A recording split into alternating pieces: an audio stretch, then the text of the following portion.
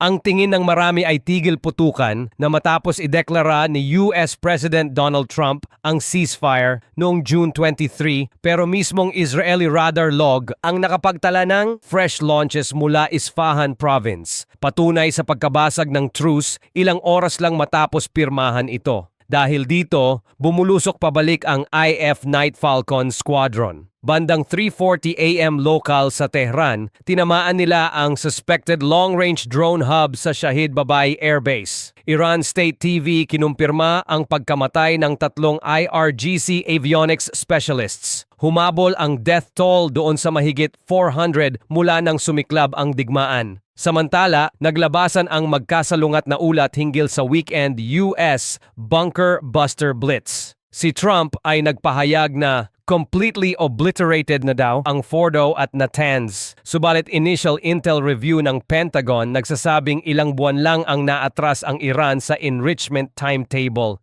Bilang pagganti, kinumpirma ng Doha at Washington na madaling araw kahapon ay bumaril ng 7 Fateh missiles ang Iran sa Al Udeid Air Base sa Qatar. Walang casualty. Pero malinaw na mensaheng kaya naming maabot ang US kung gugustuhin. Sa politika, nag-trend buong gabi ang post ni Trump sa Truth Social na nagwa-warning kay Israel, "Bring your pilots home or risk a major violation." Hudyat na nais niyang pigilin ang all-out escalation. Subalit tinugon ito ni Israeli Benjamin Netanyahu nang may parehong diin. "We will respect the ceasefire only if missiles stop. No double standards." Ini-activate naman ng US Air Force ang 2 B-2 Spirit stealth bombers sa Andersen AFB sa Guam bilang visible deterrent kung sakaling mag-proceed sa mas malalim na bunker strike ang White House. Sa paghupa at pagsiklab ng mga projectiles, ramdam agad sa market. Brent crude na bumagsak ng 7% matapos ang maikling ceasefire, sumirit uli sa almost $84 per barrel ngayong Asian Open matapos bantaang isasara ng Iran ang Strait of Hormuz kung tatama pa ang Fordow.